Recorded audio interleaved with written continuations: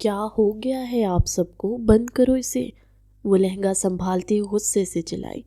وہاں موجود سبھی کی حیران نظریں اس لڑکی پہ جا ٹھہری جس کی آج مہندی تھی اور ساتھ نکاح اور کل رخص تھی۔ نظر لگ جانے کی حد تک وہ پیاری لگ رہی تھی۔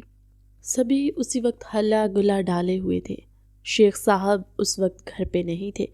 سب کزنز مل کے اس بات کا فائدہ اٹھاتے اونچی آواز میں میوزک لگائے بہت شور شرابہ کر رہے تھے جسے وہ سہن نہ کر پائی۔ اس لمحے وہ ایک دماغی مریض سا لگ رہی تھی۔ کیا ہوا آپی؟ اتنا غصہ کیوں ہو رہی ہو؟ عادل نے اس کے پاس آتے پیار سے کہا۔ اتنی اونچی آواز میں میوزک کون لگاتا ہے؟ تھوڑا آواز کو کم کر لو۔ آپی خاندان کی پہلی شادی ہے، خوشیاں تو منانے دے، نازش مسکرا کے بولی۔ اس خوشی کو منانے سے بہتر ہے میرا جنازہ اٹھا دو، وہ جبڑے بینچے انہیں دیکھتی دل ہی دل میں بولی اور وہاں سے واک آؤٹ کر گئی۔ اپنے کمرے میں آتے دروازہ لاک کیا اور پھوٹ پھوٹ کے رو دی۔ کاش مجھے محبت نہ ہوئی ہوتی، وہ شخص میری زندگی میں نہ آیا ہوتا تو آج میں بھی۔ اس کے موبائل پہ کال آنے لگی۔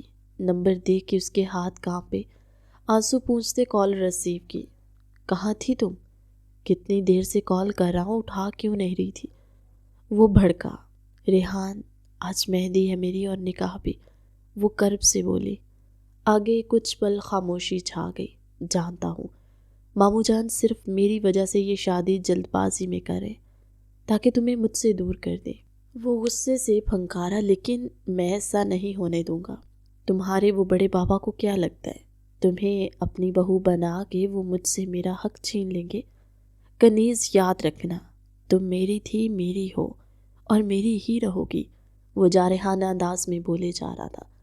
سب ختم ہو گیا ہے ریحان، اس شادی کے بعد ہم دونوں، وہ روئی۔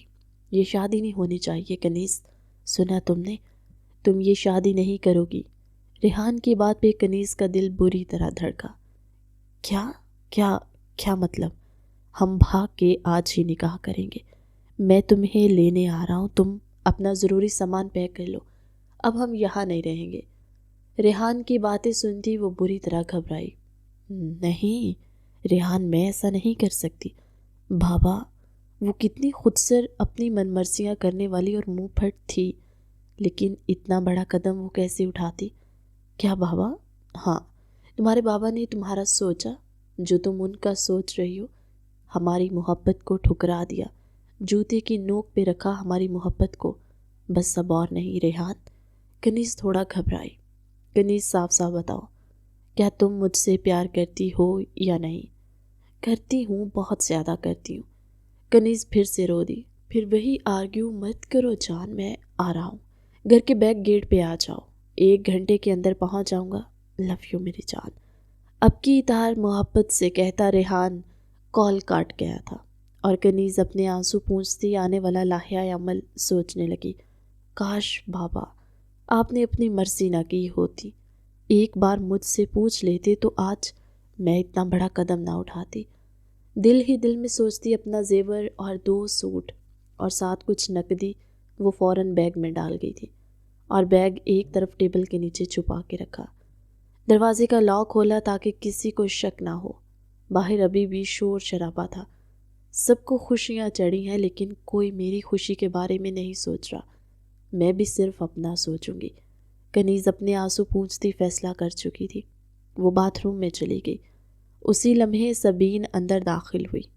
وہ کچھ تلاش کر رہی تھی، نہ جانے دوپٹہ کہاں رکھ دیا، اب خالہ کو نہ ملا تو وہ ہمیں چھوڑیں گی نہیں۔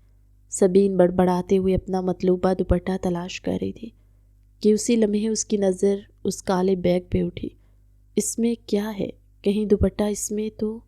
سبین سوچتے ہوئے وہ بیگ کھولنے ہی لگی تھی کہ جھٹ سے کنیز نے اس کے ہاتھ سے بیگ چھینا۔ کیا مسئلہ ہے؟ کیوں چھیڑ رہی ہو میرے بیگ کو؟ کنیز بھڑکی تھی۔ وہ آپی، وہ دوپٹہ ڈھونڈ رہے تھے ہمیں لگا شاید اس میں، سبین نے صفائی دینی چاہی۔ اسی لمحے کنیز کے موبائل پہ کال آنے لگی جو ریحان کی تھی۔ ٹھیک ہے، باہر جا کے ڈھونڈو، میرے روم میں کوئی دوپٹہ نہیں ہے، سپاٹ انداز میں کہتے اس نے سبین کو باہر نکال کے دروازے پہ لاک لگا دیا۔ کہاں ہو؟ پیکنگ کر لی؟ ریحان نے رازدارانہ انداز میں پوچھا۔ ہاں سب پیک کر لیا، تم کہاں ہو؟ اب کنیز بہت حوصلہ کرتی بولی، بس آ رہا ہوں، زیادہ دیر انتظار نہیں کرنا پڑے گا، ابھی بس سب اندر بزی ہیں، تم بہانے سے باہر نکل سکتی ہو۔ ریحان اسے سمجھا رہا تھا اور وہ اس بات میں سر ہلاتی کھڑکی کے پاس سے ہٹ گئی، جبکہ باہر کھڑی سبین کے قدموں تلے سے زمین نکلی۔ اس نے کنیز کے موبائل پہ ریحان کالنگ لکھا دیکھ لیا تھا۔ وہ نہیں جانتی تھی یہ کون ہے، وہ بس اتنا جانتی تھی کہ دلہے کا نام زاویان تھا، ریحان نہیں۔ وہ انہی قدموں پہ الٹا بھاگی، حویلی کے اندرون حصے کی جانب بڑھی۔ سبھی کتنا خوش تھے، ہر طرف ہی میوزک کا شور شرابہ تھا، سب کے چہروں پہ خوشی تھی، لیکن وہ کچھ پل کی ہی تھی۔ سبین کو سمجھ نہ آیا کس سے یہ بات کہے، اس کا دل بری طرح دھڑک رہا تھا۔ اسے اپنی خالہ سے بھی ڈر تو لگتا تھا، خالو انکل گھر نہیں تھے، وہ کس سے کہے۔ 18 سالہ سبین کی آنکھوں میں آنسو بھر آئے، سب طرف نگاہ دوڑائی۔ اسی لمحے ادھیان اندر آتا دکھائی دیا۔ وہ عجلت میں تھا اور کام میں مصروف۔ وہ کنیز کا بڑا بھائی تھا اور شادی کی تمام تر ذمہ داریاں اس بندے نے سنبھالی ہوئی تھی۔ وہ بہت خوش تھا، اس کی لاڈلی بہن کی شادی تھی جو اس کے بڑے ابو کے گھر بیاہ کے جا رہی تھی۔ وہ شادی میں کسی قسم کی کوئی کسر نہیں چھوڑنا چاہتا تھا اور دھوم دھام سے شادی کر رہا تھا۔ اس وقت وہ بلیک کلر کے شکن زدہ شلوار قمیض میں ملبوس اپنے کمرے کی جانب بڑھا۔ سبین بھاگتے ہوئے اس کے پیچھے لپکی۔ اس سے پہلے کہ وہ اپنے کمرے کا دروازہ لاک کرتا، سبین اس کے پاس جا پہنچی۔ ادھی بھیا، وہ پھولے سانسوں سے بولی۔ اسے دیکھ ادھیان کے ماتھے پہ 2 بل پڑے۔ کیا مسئلہ ہے؟ وہ ناگواری سے بولا۔ وہ ہمیں آپ سے کچھ بات کرنی ہے، وہ اٹک اٹک کے بولتی ادھیان کو غصہ دلا رہی تھی۔ ابھی میں بزی ہوں، بعد میں کرتا ہوں بات۔ وہ اپنی کبڑ کے جانب بڑھنے لگا کہ سبین نے اس کی کلائی تھامی۔ ادھیان نے غصے بھری نگاہ سے اسے دیکھا۔ بات بہت ضروری ہے ادھی بھیا، پلیز سن لے ورنہ بہت دیر ہو جائے گی۔ وہ کنیز آپی۔ ارے سبی، تم یہاں ہو؟ اچانک سے کنیز کی آمد پہ سبین کا رنگ فک ہوا۔ ادھیان کی کلائی پہ گرفت بھی سخت ہوئی۔ اس کا یوں گھبرانا ادھیان نے بھی نوٹ کیا۔ وہ دوپٹہ جو تم ڈھونڈ رہی تھی میرے روم میں ہی تھا، آؤ تمہیں دے دوں۔ بھیا یہ بھی نا چھوٹی چھوٹی بات کے لیے پریشان ہو جاتی ہے، آپ کریں کام اپنا۔ کنیز اس کا ہاتھ سختی سے تھامے ادھیان کی طرف مسکراتے ہوئے دیکھتی سبین کو اپنے ساتھ باہر لے جانے لگی۔ سبین نے دھیرے دھیرے ادھیان کی کلائی چھوڑ دی اور کنیز کے ساتھ باہر نکلتی چلی گئی۔ ادھیان اپنی کلائی پہ سبین کے ناخنوں کے نشان دیکھتا سرنفی میں جھٹک گیا اور کبرڈ کھولے، اس میں سے اپنا لاکر اوپن کیا۔ 5,000 ہزار کی 2 گھٹیاں نکالتے لا کر دوبارہ بند کرتا وہ باہر نکلا اور مردان خانے کی جانب بڑھ گیا۔ کنیز سبین کو روم میں لے جاتے دروازہ لاک کرتے اس کے چہرے پہ ایک زوردار تھپڑ چڑھ گئی۔ سبین ڈرتے ہوئے اسے دیکھنے لگی۔ کیا بتانے جا رہی تھی تم بھیا کو، بولو؟ کنیز نے دانت کچکچاتے اس کی جانب دیکھا۔ وہ کنیز سے 7 سال چھوٹی تھی اور کنیز اس پہ اچھا خاصا روب بھی جماتی تھی۔ اس کی حیثیت اس گھر میں اتنی نہ تھی کہ کنیز کا مقابلہ کر سکے۔ وہ یہاں بہت کم آتی تھی۔ اس کے والد کی کار ایکسیڈنٹ میں وفات ہو گئی تھی۔ اس کی امی سمینہ اپنے بھائی عمر دین کے ساتھ رہتی تھی جو اسی شہر میں تھے، لیکن ان کے گھر وہ ماں بیٹی نوکروں کی طرح رہتے۔ ان کا امیرانہ طرز زندگی ان دونوں ماں بیٹی کے لیے ایک بہت بڑا امتحان تھا، لیکن بھائی نے سر چھپانے کے لیے چھت دے دی۔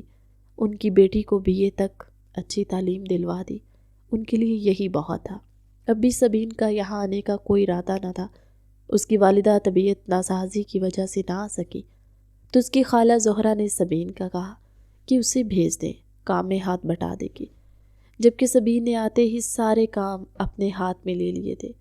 وہ نوخیز کھلتا معصوم سا روپ اس وقت ایک تھپڑ کھا کے زمین پہ گرا تھا۔ اس کا سفید گال اس وقت لال ہو چکا تھا۔ اس کے گال پہ 5 انگلیوں کے واضح نشان تھے۔ نہیں، کچھ نہیں۔ وہ بہت سخت گھبرا گئی تھی۔ تمہیں شرم نہیں آتی؟ جس تھالی میں کھاتی ہو اسی میں چھید کرتی ہو۔ کنیز نے اس کے بال زور سے کھینچے تو وہ تڑپ ہی گئی۔ اس کے کالے ریشم جیسے بال، چٹیا اس وقت شدید قسم کی درد کی ٹیس اٹھی تھی۔ ہمیں چھوڑ دیں آپی، ہم کچھ نہیں، وہ بلکتے ہوئے بولی۔ اپنی چونچ بند رکھنا، ورنہ وہ حال کروں گی کہ ساری زندگی یاد رکھو گی۔ کنیز غصے سے پھنکاری۔ اس شادی سے اسے اس قدر غصہ آ رہا تھا کہ وہ سارا غصہ اس نے سبین کے چہرے پہ تھپڑ مار کے اتارا۔ سبین گھبرائے ہوئے اسبات میں سر ہلاتی کنیز کو دیکھنے لگی۔ اس کا چہرہ دیکھ کنیز نے گہرا سانس خارج کیا۔ زیادہ زور کا لگ گیا، میرا ارادہ نہیں تھا، بس مجھے غصہ تھا، اور تم بھی تو حد کرتی ہو نا، اگر کچھ دیکھ لیا سن لیا تو اپنے پیٹ تک رکھو نا۔ فوراً جا کے ادھی بھیا کو بتانے لگی۔ جانتی بھی ہو وہ کس قدر غصے والے ہیں۔ اب وہ بہت پیار سے اس کے نرم و نازک گال پہ ہاتھ پھیر رہی تھی جہاں اس نے تھپڑ مارا تھا۔ کنیز آپی، آپ گھر چھوڑ کر جا۔ شش، کنیز نے اس کے لبوں پہ ہاتھ رکھے، اسے چپ رہنے کا اشارہ کیا۔ میرے کسی معاملے میں ٹانگ مت اڑانا سبین، ورنہ بہت برا پیش آؤں گی، کنیز نے غصیلے انداز میں کہتے موبائل پہ ریحان کی آتی کال دیکھی۔ وہ پہنچ گیا تھا، اب کنیز کو یہاں سے نکلنا تھا۔ وہ اپنی طرف سے اپنے حق میں بہت اچھا فیصلہ لے رہی تھی، لیکن اس کے ساتھ کس قدر برا ہو سکتا تھا یہ اس نے سوچنا بھی گوارا نہ کیا۔ میں آ رہی ہوں، صرف 5 منٹ۔ کنیز ریحان کو موبائل پہ بولتی سبین کو ایک نظر دیکھتی، اس کے ہاتھ میں بیگ پکڑایا، اس کا ہاتھ پکڑ کے باہر لائی۔ آپی، آپ ہمیں کہاں لے کے جا رہی ہیں؟ سبین گھبرائی تھی۔ چپ کر کے چلو میرے ساتھ۔ وہ اسے لیے بہت طریقے سے ادھر ادھر دیکھتی آگے بڑھ رہی تھی کہ ریحان کی کال آنے لگی۔ ایک طرف ہو کے اس کی کال ریسیو کی، آ رہی ہوں۔ یہ سبین کی بچی کو پتہ چل گیا، وہ کہیں بھانڈا نہ پھوڑتی، اس کا بھی تو بندوبست کرنا ہے نا، ورنہ ہمارے نکلتے ہی یہ سب کو بتا دے گی۔ ریحان کی بات پہ وہ اسے تفصیل سے بتانے لگی۔ یار، اسے کہاں ساتھ لا رہی ہو؟ اسے کسی روم میں بند کرو تم اور نکلو۔ ریحان نے تب کے فون بند کیا۔ اس وقت وہ شیخ صاحب کی حویلی کے بیک گیٹ پہ بائک کے ساتھ کھڑا تھا۔ وہ نہیں چاہتا تھا کوئی اسے دیکھ لے، خاص کر ادھیان۔ اس سے ویسے ہی ریحان کو خار تھی۔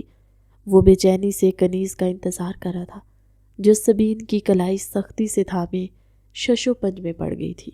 اسی لمحے زہرہ موم اسے ایک کمرے سے نکلتی دکھائی دیں تو کنیز فوراً سبین کی کلائی تھامے اسے لیے ایک کمرے میں غائب ہوئی۔ آپی پلیز ہمیں جانے دے، ہم کسی سے کچھ نہیں کہیں گے۔ سبین آنکھوں میں آنسو لیے منمنائی۔ چپ رہو، آواز نہ نکلے تمہاری، کنیز دانت پیستے بولی اور کچھ سوچتے ہوئے سبین کو باتھ روم میں لے جاتے اسے باتھ روم میں بند کر گئی۔ آپی پلیز دروازہ کھولیں۔ سبین بری طرح گھبرائی۔ کمرے میں تو کوئی نہ کوئی آ ہی جائے گا، باتھ روم کی جانب کسی کا دھیان کم ہی پڑے گا۔ آپی پلیز دروازہ کھولو۔ سبین کی روتی آواز کنیز کے کانوں سے ٹکرائی۔ نہیں، یہ ایسے ہی شور کرے گی تو کوئی آ جائے گا، اس کا کچھ اور ہی کرنا ہوگا۔ کنیز تیزی سے دماغ چلاتی بیڈ کے نیچے جھک کے بیٹ نکالا۔ آج آدی اور ادھی بھیا کے میچ کھیلنے کا یہ بیٹ کنیز کے ہاتھ آ گیا۔ کنیز نے دروازہ کھولتے ہی سبین کے سر پہ زور سے بیٹ مارا کہ وہ سر پہ ہاتھ رکھے وہیں نیچے گرتی بے ہوش ہو گئی۔ خس کم جہاں پاک، اب زبان کچھ دیر کے لیے بند ہی رہے گی۔ اسے باتھ روم سے نکالتی کبڈ کھولے اس میں ایڈجسٹ کر کے وہ کبڈ بند کر گئی۔ سب میں اس کا سانس اچھا خاصا پھول چکا تھا۔ ریحان کی پھر کالز آ رہی تھی، لیکن اب وہ اٹھانے کی بجائے بہت آرام سے کمرے سے باہر نکلتی حویلی کی بیک سائڈ پہنچتے اس کی دیوار پہ چڑھ گئی۔ دیواریں اور درختوں پہ چڑھنا ان کا پرانا مشغلہ تھا۔ دوسری جانب ریحان کی جانب بیگ اچھالا اور خود بھی جمپ کیا۔ ریحان نے اسے تھاما، کب سے ویٹ کر رہا تھا۔ اسے تھامے اس نے اس کے لبوں کو زور سے چھوا۔ کنیز نے اسے بس دیکھتی رہ گئی۔ ایسے کیا دیکھ رہی ہو؟ دلہن کے روپ میں بہت پیاری لگ رہی ہو، اور ویسے بھی اب تمہارا ہر روپ صرف میرا ہے، تم اب صرف میری ہو، جہاں سے چاہوں چھو سکتا ہوں۔ ریحان نے اسے کس کے اپنے سینے سے لگایا۔ لیکن ہمارا نکاح نہیں ہوا ابھی تو پلیز، وہ منمنائی۔ تو چلو ابھی ہو جائے گا، ریحان نے بائک پہ بیٹھتے محبت سے کہا۔ ہم کہاں جا رہے ہیں ریحان؟ اگر تمہارے گھر گئے تو؟ ارے پاگل، میں بھی گھر چھوڑ آیا ہوں، ہم کہیں اور جا رہے ہیں، جلدی بیٹھو، کوئی آ نہ جائے۔ کنیز بائک پہ بیٹھتی ریحان کو تھام چکی تھی۔ دونوں ایک پل میں وہاں سے غائب ہوئے تھے۔ ادھی سارا کام نپٹا کے اندر آیا تو اندر بہت خاموشی سی تھی۔ کیا ہوا؟ سب کے منہ کیوں اترے ہوئے ہیں؟ وہ تھکے ہارے انداز میں صوفے پہ بیٹھا۔ ابا کہاں ہیں تمہارے؟ زہرا موم ضبط کرتے بولی۔ بڑے ابو کی طرف ہیں، کچھ دیر تک آ جائیں گے۔ کیوں، سب ٹھیک ہے نا؟ ان کے چہرے پہ پھیلی غیر معمولی خاموشی کو محسوس کرتا ادھیان سیدھا ہو کے بیٹھا۔ نازش، دروازہ بند کر کے آؤ، انہوں نے پاس کھڑی نازش سے کہا۔ اس کے چہرے پہ بھی فکر مندی کے آثار تھے۔ کیا ہوا مام؟ ادھی کو پریشانی لاحق ہوئی۔ ادھی؟ کنیز گھر میں کہیں نہیں ہے، انہوں نے روتے ہوئے کہا۔ کیا کہہ رہی ہیں؟ گھر ہی ہوگی، اتنی رات گئے وہ کہاں جا سکتی ہیں؟ ادھی کا دل کسی انہونی کے احساس سے دھڑکا۔ نہیں ہے وہ۔ ادھی، نازش، کرن، دانیال، تمہاری فیروز مام، سب نے دیکھ لیا۔ وہ کہیں نہیں ہے۔ تھوڑی دیر میں نکاح ہوگا، پھر مہندی کی رسم کا آغاز ہوگا۔ مہمانوں سے گھر بھرا ہوا ہے، کیا منہ دکھائیں گے سب کو؟ وہ باقاعدہ رونے لگی تھی۔ مام، وہ گھر پہ ہی ہوگی، میں خود دیکھتا ہوں، آپ پریشان نہ ہو۔ ابھی تھوڑی دیر پہلے میں اندر آیا تھا تو وہ سبین کے ساتھ۔ ہاں سبین، وہ بھی تو غائب ہے، وہ بھی تو کہیں نہیں۔ اچانک سے زہرا موم کو یاد آیا۔ ادھی کے ماتھے پہ بل پڑے۔ آپ فکر نہ کریں، میں دیکھتا ہوں، اور کسی سے کچھ بھی کہنے کی ضرورت نہیں ہے۔ دانیال اور عادل کہاں ہیں؟ نازش کو دیکھتے پوچھا۔ بھیا وہ باہر ہیں، حویلی کی تلاشی لے رہے ہیں، باہر گارڈن ایریا میں، نازش نے ڈرتے ہوئے کہا۔ ادھی کا غصہ پورے خاندان میں مشہور تھا۔ اس کے سامنے کوئی بھی بات کرتے پہلے 100 بار سوچتا۔ ٹھیک ہے، موم کا خیال رکھو، میں دیکھتا ہوں، وہ نازش سے کہتا باہر نکلا، جبکہ زہرا موم کا رو رو کے برا حال تھا۔ فیروزہ بھی پریشانی سے آئے مہمانوں کو ڈیل کر رہی تھی۔ شیخ شیراز صاحب کی شادی اپنے کزن سے ہوئی تھی۔ ان کی 4 اولادیں تھیں۔ بڑے بیٹے شیخ ادھیان شیراز، جو کہ باپ کا خاندانی کاروبار سنبھالتا، 2 بہت بڑی لیدر کی فیکٹریاں تھیں جنہیں وہ بہت اچھے سے سنبھالے ہوئے تھا۔ ادھیان 28 سال کا تھا۔ اس سے چھوٹی کنیز تھی جس کی عمر 25 سال تھی، جس کی آج اپنے تایا شیخ گلفراز کے بیٹے زاویان شیخ کے ساتھ شادی تھی۔ وہ دیان کا ہم عمر تھا۔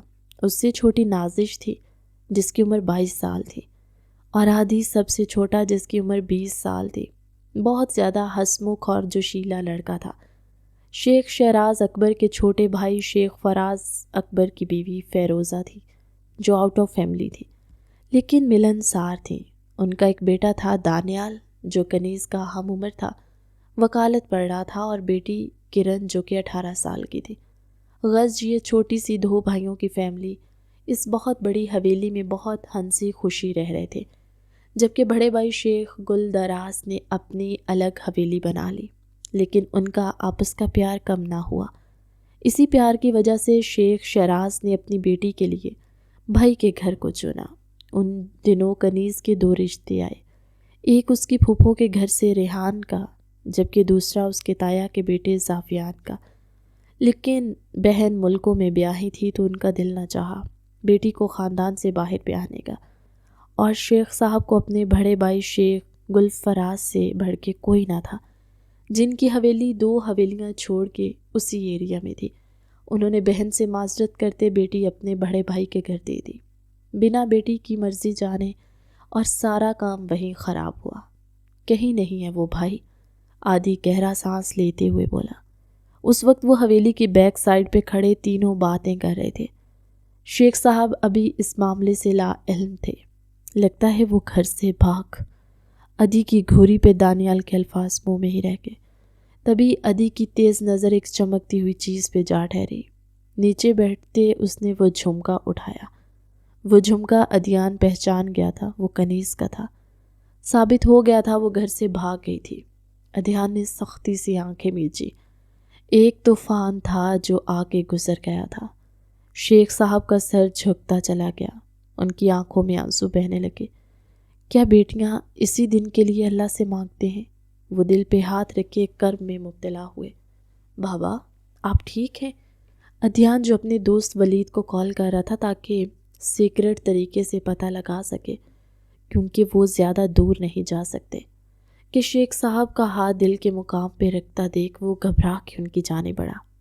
ادھی، میرا سانس۔ ان کو سانس لینے میں دشواری ہو رہی تھی۔ وہ اور آدھی ان کی طرف لپکے، لیکن ان کی حالت بگڑنے لگی۔ انہیں فوراً گاڑی میں ڈالتے ہاسپٹل لے گئے۔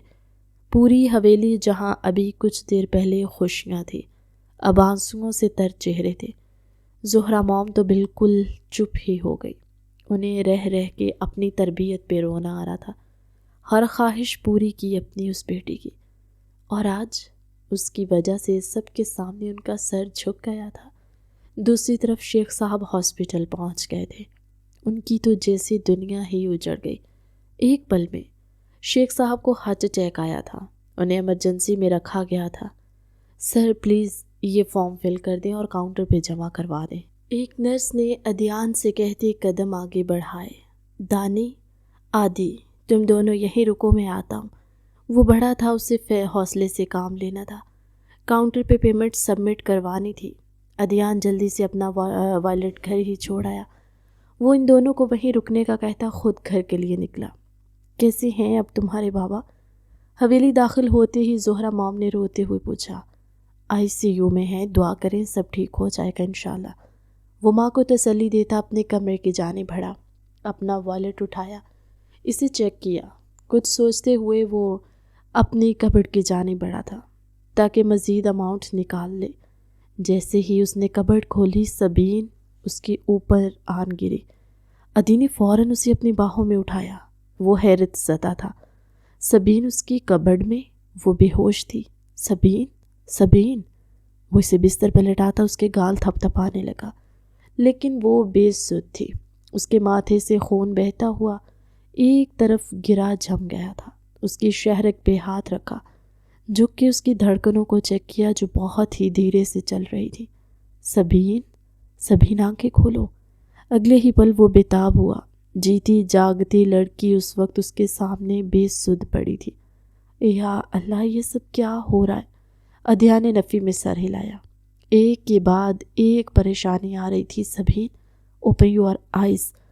اس وقت وہ کسی کو بلانے کی پوزیشن میں بھی نہیں تھا۔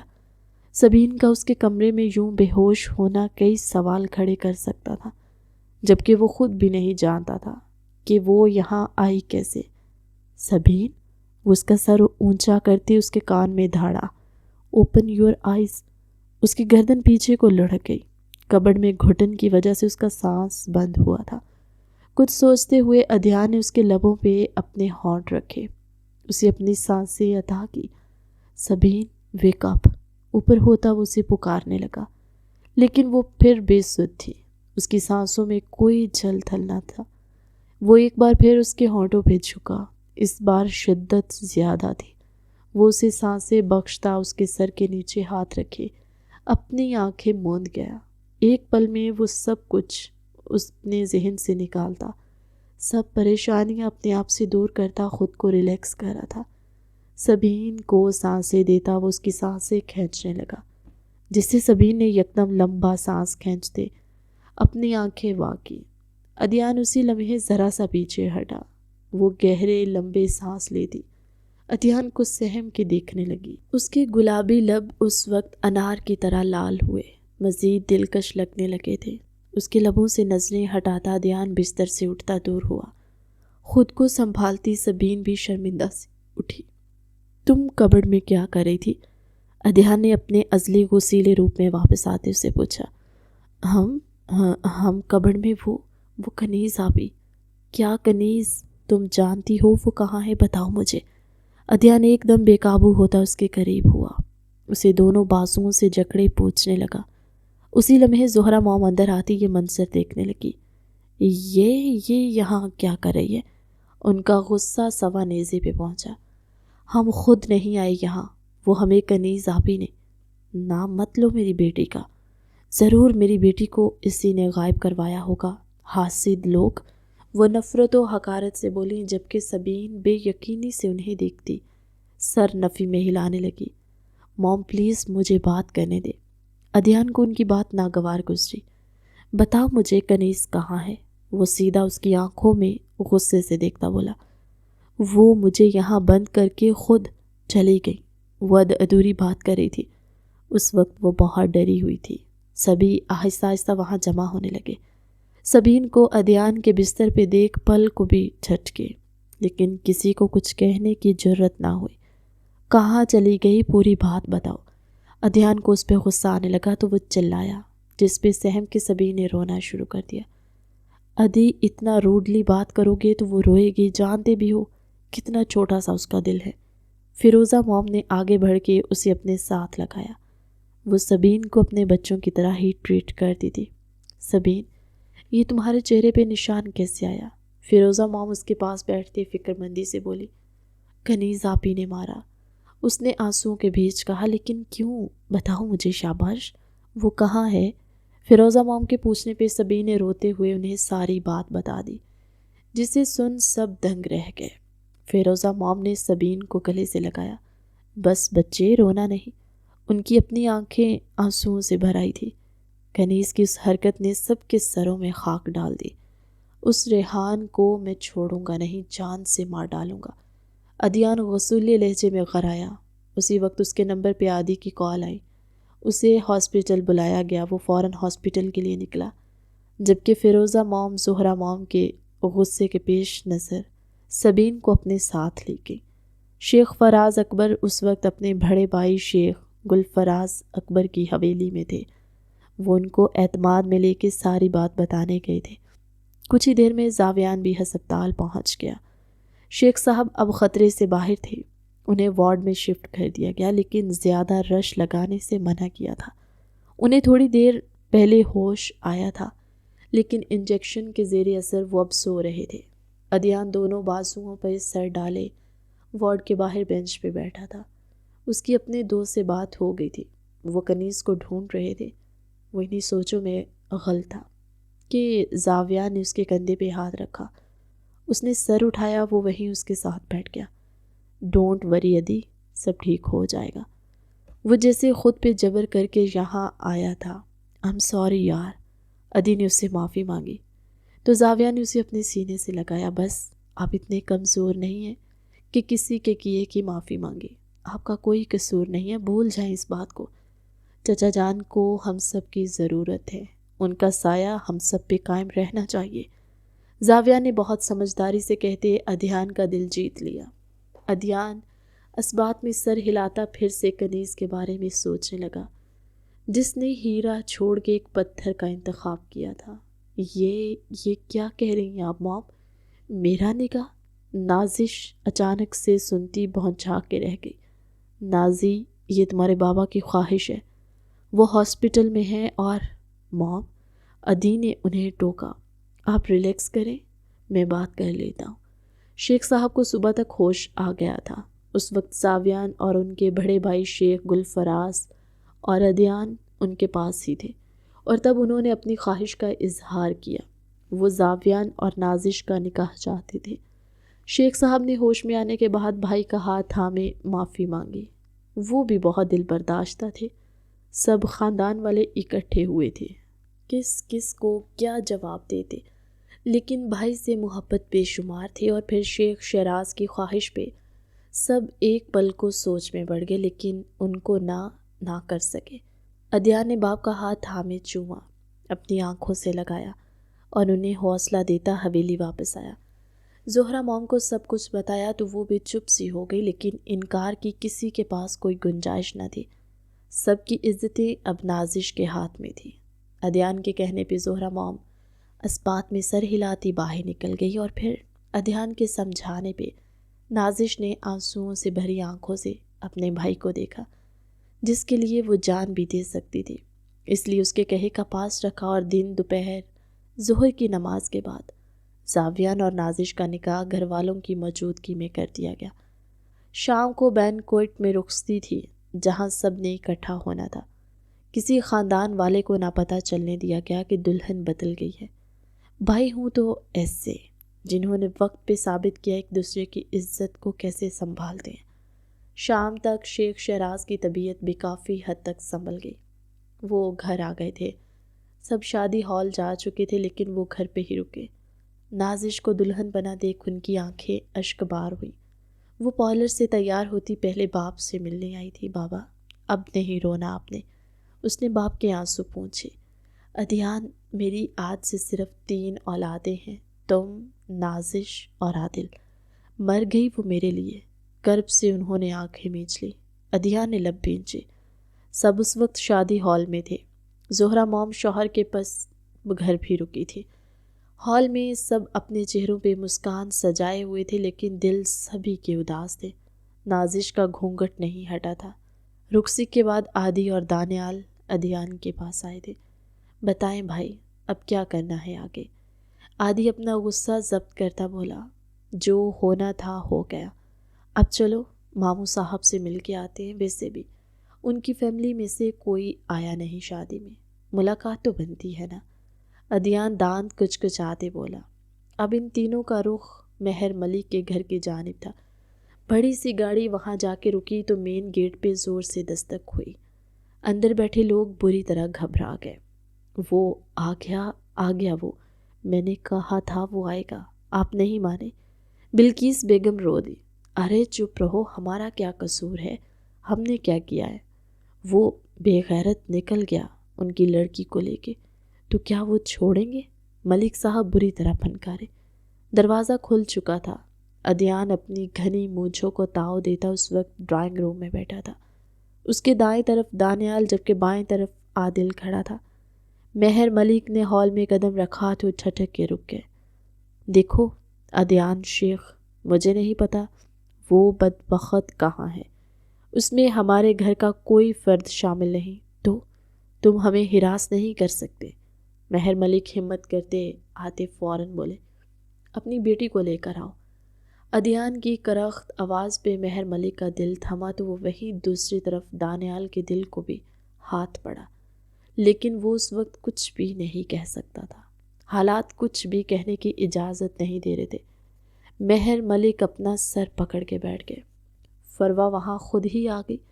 اس کی آنکھوں میں ڈھیروں آنسو تھے۔ وہ جانتی تھی اب کیا ہونے والا ہے۔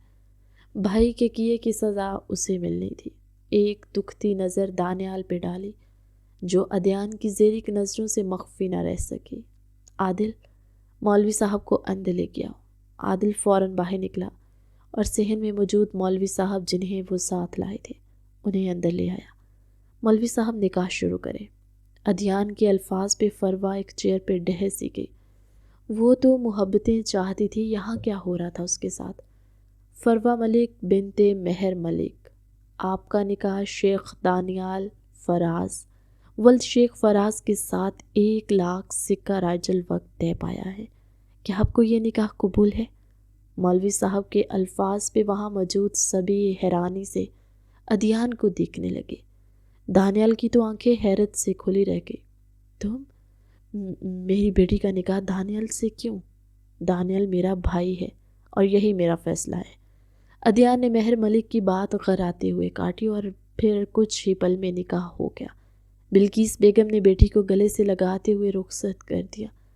دانیال تم فروا کو لے کر چلو، میں آتا ہوں، ادھیان نے سخت لہجے میں کہا تو وہ اسے لیے باہر نکلا۔ عادل مولوی صاحب کو اپنے ساتھ باہر لے گیا۔ چاہتا تو یہاں خون کی ندیاں بھی بہا سکتا۔ آپ کے بیٹے نے ہماری عزت کا جنازہ نکالنے میں کوئی کسر نہیں چھوڑی، جس کی سزا اسے ضرور ملے گی، لیکن پھر بھی ایک بات کی آپ تسلی رکھ سکتے ہیں، آپ کی بیٹی کو عزت سے اپنے بھائی کے ساتھ رخصت کروا کے لے کے جا رہا ہوں۔ مہر ملک کو ماتھے پہ بل ڈالے کہتا وہ مڑا تھا، قصوروار صرف میرا بیٹا نہیں، تمہاری بہن کنیز بھی برابر کی قصوروار ہے۔ بلقیس بیگم تڑپ کے بولی، میں کسی کنیز کو نہیں جانتا۔ ادھیان کے لہجے میں انتہا کی سختی تھی۔ وہ کہتے ہوئے رکا نہیں تھا، بھیا یہ سب۔ دانیال ابھی بھی باہر کھڑا تھا جبکہ فروا گاڑی کے اندر بیٹھی اپنی قسمت کے اس کھیل کو دیکھ رہی تھی۔ دانیال، یہ جو سب کچھ ہوا ہے نا، اس کے بعد تمہاری محبت ادھوری رہ جانی تھی، اور میں نہیں چاہتا تھا کہ ایک اور داستان جنم لے جو ہمارے خاندان کی عزتوں کو رول دے۔ بھیا، کیا آپ اپنے دانیال کو نہیں جانتے؟ اگر مجھے میری محبت نہ بھی ملتی تو یقین جانے میں ایسا کوئی گرا کام نہ کرتا جو ریحان نے کیا۔ دانیال نے عدیان کا ہاتھ تھامے کہا، جانتا ہوں، یقین ہے مجھے تم پہ۔ تم فروا کو لے کر گھر چلو، میں آتا ہوں۔ بھیا گھر والے، انہیں کیا جواب دوں گا؟ دانیال پریشان ہوا۔ تمہیں کوئی جواب دینے کی ضرورت نہیں ہے، میں خود آ کے بات کر لوں گا۔ عدیان نے اسے تھپکی دیتے کہا اور حویلی کی جانب گامزن ہو گئے۔ عدیان کا رخ اب اپنی خالہ سمینہ کی طرف تھا۔ سبین اسی رات ہی واپس چلی گئی تھی۔ وہ شادی میں شریک نہیں ہوئی تھی۔ گاڑی میں بیٹھا وہ سوچ کے رہ گیا۔ اس دن سبین کا اس کے کمرے میں ہونا اور پھر اسے چوٹ لگنا، بے اختیار اس کے ہاتھ اپنے لبوں پہ آئے۔ لائف کی پہلی کس، وہ بھی اس چھوٹی سی لڑکی کو۔ عدیان سر نفی میں جھٹکتا گاڑی سٹارٹ کر گیا۔ یہ سب کیا ہے دانیال؟ فیروزہ کو دانیال پہ غصہ آیا۔ تقریباً سبھی کا یہی حال تھا۔ ان کے بیٹے نے ہمارے گھر کی عزت کا جنازہ نکال کے رکھ دیا اور تم؟ کنیز اور ریحان ابھی تک ایسے غائب تھے کہ سبھی انہیں ڈھونڈ رہے تھے لیکن وہ نہیں مل رہے تھے۔ اوپر سے دانیال اسی کے بھائی کی بہن کو بیوی بنا کے گھر لے آیا۔ کسی سے برداشت نہ ہوا۔ ماما پلیز، جو بھی بات کرنی ہو آپ عدی بھیا سے کیجیے گا، یہ فیصلہ ان کا تھا۔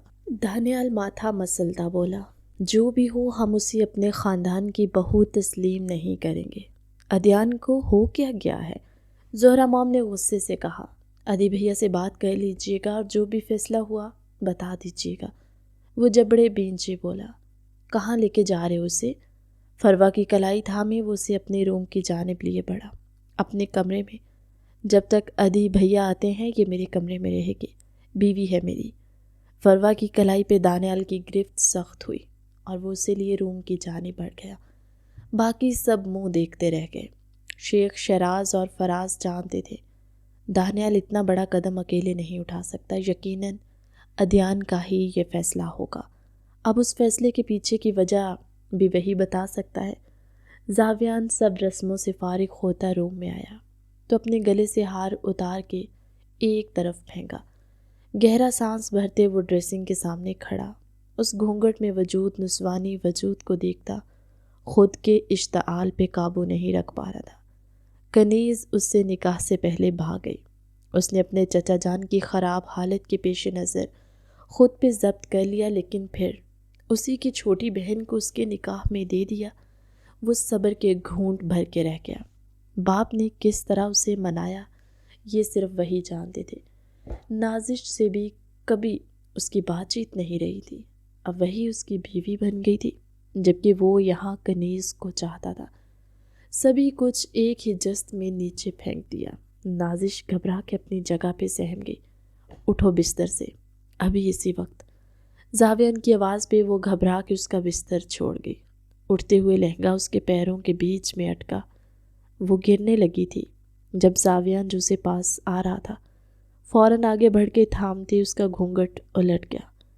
ایک پل کو تو وہ مبہوت ہی ہو گیا۔ وہ اس قدر حسین تھی، یہ آج سے پہلے اسے کبھی پتہ نہ چل سکا۔ اس کی آنکھوں سے کنیز ہٹتی تو اسے نازش نظر آتی نا۔ You are looking so beautiful, وہ اس کے گال پہ ہاتھ رکھتے ٹرانس کی سی کیفیت میں بولا۔ نازش نے کسمسا کے اپنا گال پیچھے کیا تو وہ غسیلا ہوا اور اسے دونوں بازوؤں سے پکڑ کے جھنجھوڑتا اپنے سامنے کر گیا۔ میرے سامنے نخرہ مت دکھانا، اور یہ تو بھولنا مت، تمہاری بہن بھاگ گئی ہے اپنے یار کے ساتھ، جسے شیخ زاویان گلفراز کبھی معاف نہیں کرنے والا۔ وہ ایک ایک لفظ چبا کے بولا، آپ مجھ سے بدلہ لیں گے آپی کا؟ ماریں گے مجھے؟ وہ ڈرتے ہوئے پوچھ رہی تھی۔ اس کی آنکھوں کا خوف زاویان کو بالکل اچھا نہ لگا۔ دھیرے سے اس کا بھاری آنچل اتار کے ایک طرف رکھتا اس کے سراپے کو گہری نگاہوں سے دیکھنے لگا۔ تم بدلہ لینے نہیں، چاہے جانے کے قابل ہو۔ آگے بڑھ کے وہ اس کے گال پہ اپنے دہکتے لب رکھ گیا۔ نازش پورے جی جان سے کانپی، اپنی بڑی بڑی آنکھیں میچ لی۔ زاویان نے پیچھے ہوتے اس کے چہرے پہ پھونک ماری تو وہ جھٹ سی آنکھیں کھولتی حیرانی سے اسے دیکھنے لگی۔ جو بھی کچھ دیر پہلے غصہ کر رہا تھا اور اب کتنی نرم نگاہوں سے اسے دیکھ رہا تھا۔ مجھے نہیں پتا تھا تمہارا حسن مجھے یوں زیر کر دے گا اور میں اپنا سارا غصہ بھول جاؤں گا؟ زاویہ نے اس کے قریب ہوتے اس کی گردن میں منہ چھپایا۔ وہ پھر سے لرزنے لگی۔ پلیز زاویہ، نہ ایسے مت کریں، وہ بامشکل لب وا کرتے بولی۔ کیوں؟ ماں باپ نے بہن کی جگہ تمہیں نکاح کے لیے بٹھا دیا، رخصتی کر دی، یہ نہیں بتایا رخصتی کے بعد شوہر کے پاس بھی جانا ہوتا ہے؟ وہ بھڑکا تھا۔ نازش کی آنکھوں میں آنسو آن سمائے۔ وہ کم گو سی چھوٹی لڑکی بہن کے کیے بھیڑ چڑھ گئی تھی۔ آپ ایسے چھو رہے ہیں مجھے، ڈر۔ Shut up. زاویہ کو اس کی باتوں پہ مزید غصہ آنے لگا اور اسے بستر پہ دھکا دیا۔ نازش نے سہم کے اسے دیکھا جو اپنے چہرے پہ ہاتھ پھیرتا باتھ روم کی جانب بڑھ گیا۔ شاور کے نیچے کھڑے ہوتے وہ خود کو ٹھنڈا کر رہا تھا۔ سوچوں کا رخ بدلا۔ میں نازش کے ساتھ کیسے برا کر سکتا تھا جبکہ چچا جان نے اتنے اعتماد سے اپنی بیٹی مجھے سونپ دی، بنا یہ سوچے کہ وہ مجھ سے کتنی چھوٹی ہے۔ زاویہ نے بالوں سے پانی جھٹکا، لیکن اتنی بھی چھوٹی نہیں کہ آج کی رات کے تقاضوں کو نہ سمجھ سکے۔ سر جھٹکتے ٹیپ بند کیا، باتھ روب پہنے وہ باہر آیا تو نازش ابھی تک ویسے ہی بیٹھی تھی، بنا دوپٹے کے آنسو بہا رہی تھی۔ ہائے اللہ! زاویہ کو اس طرح باتھ روم میں دیکھتی وہ اپنی آنکھوں پہ جھٹ سے ہاتھ رکھ گئی۔ زاویہ کے لبوں کو مسکراہٹ نے چھوا۔ وہ دھیرے سے آگے بڑھتا تمام لائٹس آف کر گیا۔ چاہے کچھ بھی ہو، وہ اپنی دلہن کو آج ہر حال میں اپنانا چاہتا تھا، جو اس کی تھی، اس کی محرم، اس کی ملکیت، اس کی سہاگ کی سیج پہ بیٹھی، وہ جو اس کے جوان جذبات کو جگا رہی تھی۔ اس کا نوخیز کھلتا روپ دیکھ وہ کنیز کو بھول ہی گیا تھا۔ یاد تھی تو سامنے بیٹھی اپنی بیوی جس کے ساتھ اس کا نکاح ہوا تھا، وہ اس کی تھی، زاوی۔ اندھیرے میں اسے اپنے اوپر سایہ فگن ہوتا محسوس کرتے وہ سرگوشی کے انداز میں بولی۔ وہ اس کی کلائیوں کو دبوچے اس کے گالوں پہ اپنی بیئرڈ رگڑ رہا تھا۔ نازش کی ہنسی چھوٹ گئی۔ یہ کیا بدتمیزی ہے؟ زاویہ نے اسے اندھیرے میں گھورا۔ آپ مجھے گدگدی کر رہے ہیں؟ نازش نے اپنی ہنسی کنٹرول کرتے زاویہ کے کندھے پہ ہاتھ رکھ کے کہا۔ تمہاری گدگدی کی تو ایسی کی تیسی۔ زاویہ اس کے لبوں پہ جھکتا اسے اپنے شکنجے میں لے گیا۔ نازش کا دل اچھل کے حلق میں آیا۔ وہ شدت سے اس پہ جھکتا خود کو سیراب کرتا کسی اور ہی دنیا کی سیر کے لیے نکل گیا۔ زاوی! وہ ذرا سا پیچھے ہٹا تو وہ اپنی سانس ہموار کرتی اس کا وزن اپنے اوپر محسوس کرتی بامشکل بولے۔ آج کی رات کچھ بھی کہنے کی نہیں، صرف محسوس کرنے کی ہے۔ مجھے محسوس کرو نازو۔ وہ مدہوشی میں اسے نک نیم بھی دے گیا۔ نازش کے انگ انگ میں جذبات پھوٹے تھے۔ ان احساسات کو وہ کوئی نام نہ دے سکی، لیکن زاویہ کی محبت کی بار میں بھیگتی چلی گئی۔ شاید یہ ان کے بیچ نکاح کے بندھن کا ہی اثر تھا کہ وہ ایک دوسرے کے محرم بنتے سب بھول گئے۔ تم نے مجھ سے نکاح ادی بھیا کے کہنے پہ کیا؟ فروا غصے سے بھڑکی۔ اپنی آواز نیچی رکھو، میں تمہیں کسی سوال کا جواب دے نہیں۔ وہ جو پہلے ہی گھر والوں کے سوالوں اور ان کی باتوں سے بھرا پڑا تھا، فروا کی بات پہ آپے سے باہر ہوا۔ کیوں آواز نیچی رکھوں؟ ایسا کیوں ہوتا ہے؟ جب بھی کچھ ہو، مرد کچھ بھی برا کرے اس کی سزا عورت کو کیوں ملتی ہے؟ میرا کیا قصور ہے؟ فروا کی آنکھیں آنسوؤں سے تر ہوئی۔ مجھ سے نکاح کرنا ہے تمہارے لیے سزا ہے؟ اب کی بار وہ کھڑا ہوتا دھاڑا تھا۔ فروا سہم کے پیچھے ہٹی۔ تم ایک ناشکری لڑکی ہو۔ ادی بھیا نے ہماری محبت کو محسوس کرتے ہمیں نکاح جیسے مضبوط بندھن میں باندھا اور تم اسے سزا کہہ رہی ہو۔ دانیال کی بات پہ فروا نے اسے حیرت سے دیکھا۔ یہ کیا؟ وہ ہکلائی۔ بس اب مزید کوئی بات نہیں، سائڈ پہ ہو۔ وہ اسے غصے سے ایک طرف دھکیل کے خود باتھ روم میں گھس گیا۔ فروا وہیں بیٹھی سوچتی رہ گئی۔ اسے اپنی خالہ سمیہ کے بعد کال آئی تھی۔ انہوں نے اسے بلایا ہی تھا۔ جیسے ہی وہ عمر دین کے بنگلے میں داخل ہوا، اندر سے کافی اونچی آوازیں آ رہی تھی۔ وہ حیران ہوتا اندرونی حصے میں داخل ہوا جہاں سبین کو اس کی ممانی نے دروازے کی جانب دھکا دیا۔ وہ سیدھا ادیان کے سینے سے جا ٹکرائی۔ اسے دونوں کندھوں سے تھامے ادیان نے سامنے کھڑی اس کی ممانی کو دیکھا جو حقارت سے سبین کو دیکھ رہی تھی۔ کیا بےہودگی ہے یہ، وہ غرایا، جبکہ اس کی خالہ سمینہ، سبین کی امی، منہ پہ دوپٹہ رکھے رو رہی تھی۔ بےہودگی تو ان ماں بیٹی نے پھیلائی ہے۔ آدھی رات کو اپنے یار کو ملنے بلایا اس کل موہی نے، اب پکڑی گئی تو مکر رہی ہے، وہ پھنکاری تھی۔ عدیہ نے ایک نظر سبین پہ ڈالی جس نے آج بھی اس کی بازو سختی سے تھامے ہوئی تھی۔ نہیں ادھی بھیا، یہ جھوٹ، میں نہیں جانتی، وہ ہٹکورے لیتی بولی۔ دیکھا، مکر رہی ہے، کرم جلی ڈرامے باز۔ ممانی، وہ میرا دوست نہیں، وہ ندا آپی۔ خبردار، جو تم نے میری بیٹی کا نام بھی لیا زبان کھینچ لوں گی۔ یار تیرا اور میری معصوم بیٹی پہ الزام لگا دیے۔ ممانی اونچی آواز میں دھاڑی اور سبین کو مارنے کے لیے آگے بڑھی کہ عدیہ نے سبین کو اپنی چوڑی پشت کے پیچھے کیا۔ دور رہ کے بات کریں، جبڑے بیچے عدیہ نے انہیں گھورتے ہوئے کہا۔ بھابھی، اللہ سے ڈرو، میری بچی پہ الزام مت لگاؤ، وہ پاک دامن ہے۔ اللہ کی لاٹھی بے آواز ہے، ہم پہ ظلم مت کرو۔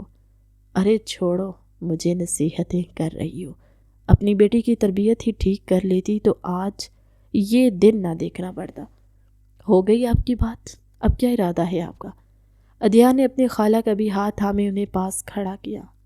بھئی سیدھی سی بات ہے، اب میں ان دونوں ماں بیٹی کو یہاں نہیں رکھ سکتی، انہیں جانا ہی ہوگا۔ بھابھی، سمینہ نے حیرانی سے انہیں دیکھا۔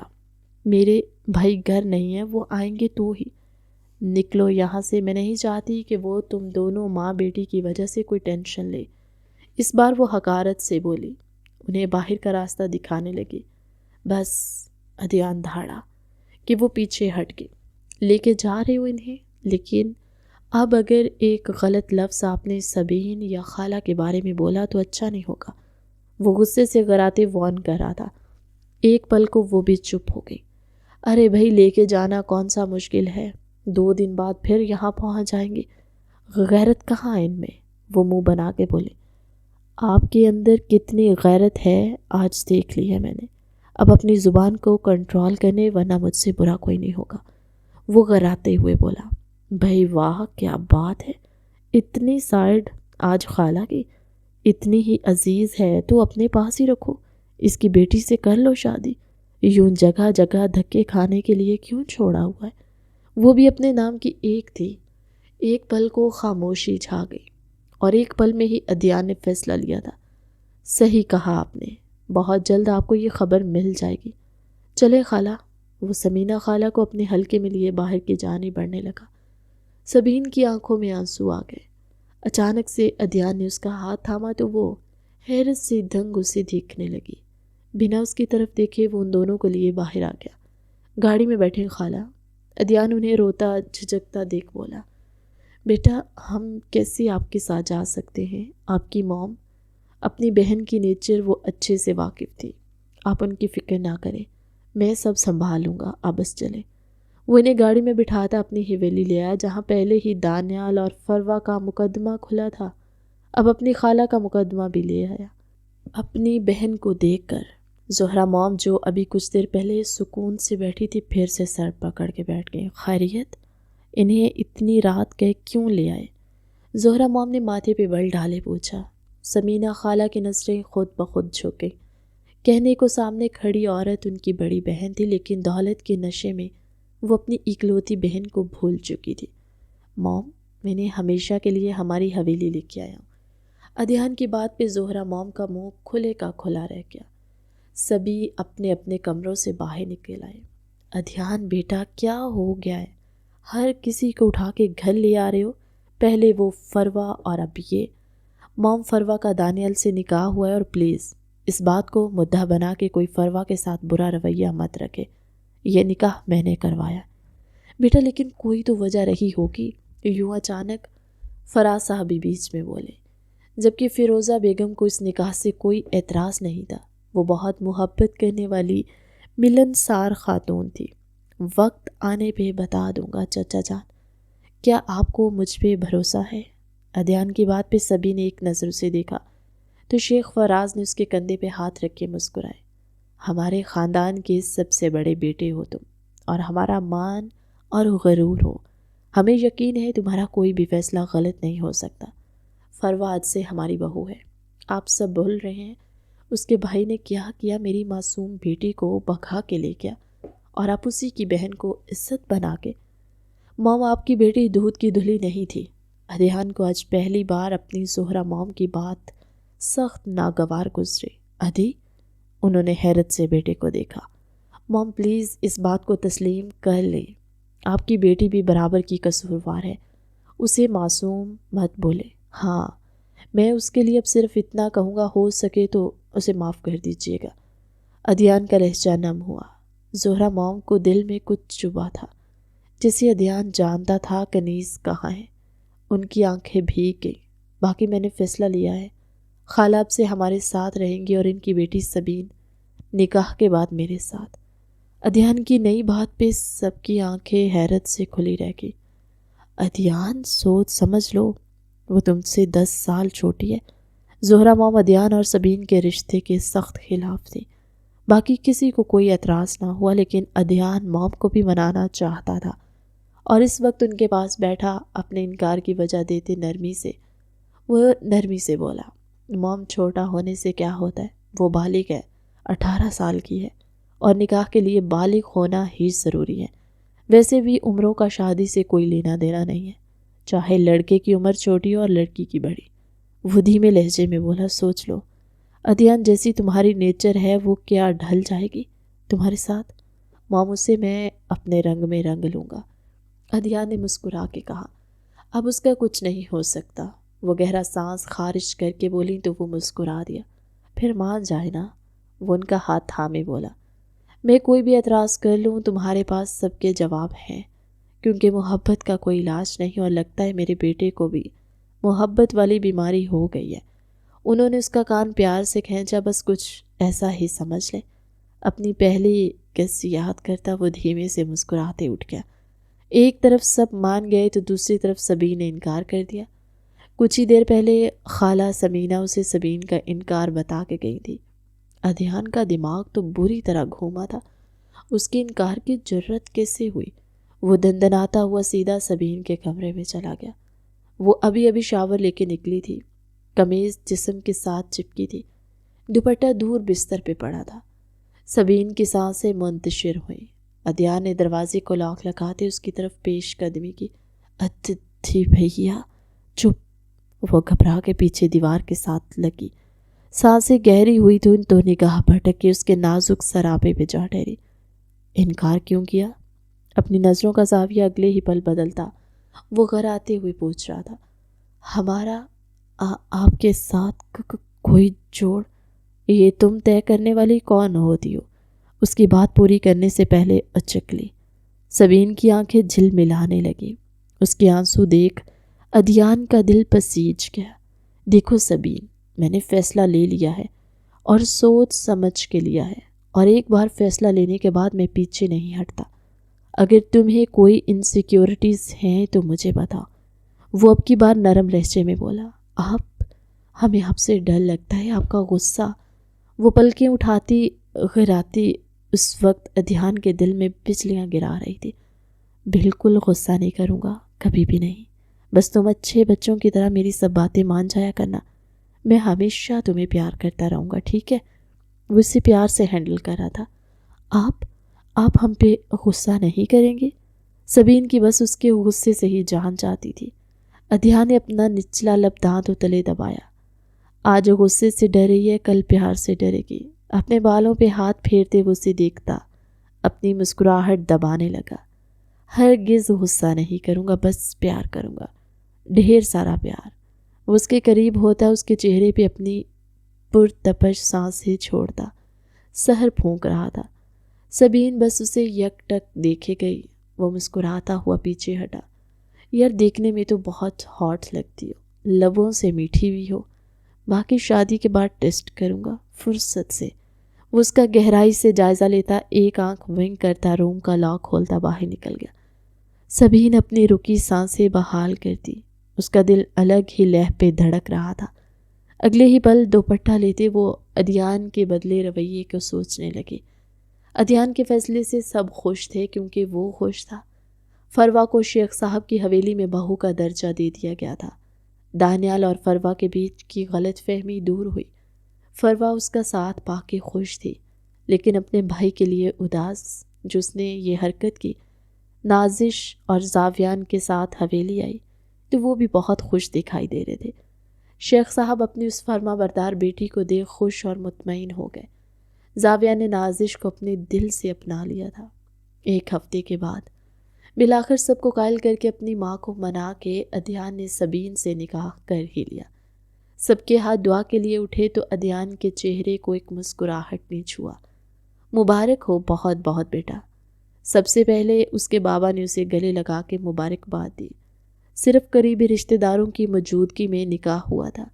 دوسرے دن ادھیان، سبین اور دانیال فروا کا ایک ساتھ ولیمے کی تقریب تھی۔ سمینہ، میں نے ہمیشہ تمہارے ساتھ زیادتی کی ہے، ہو سکے تو مجھے معاف کر دینا۔ زہرہ موم نے اپنی چھوٹی بہن سے معافی مانگی تو انہوں نے زہرہ موم کو گلے سے لگایا۔ غموں کے بادل چھٹ گئے تھے، سبھی خوش تھے، لیکن کنیز وہ کہاں تھی؟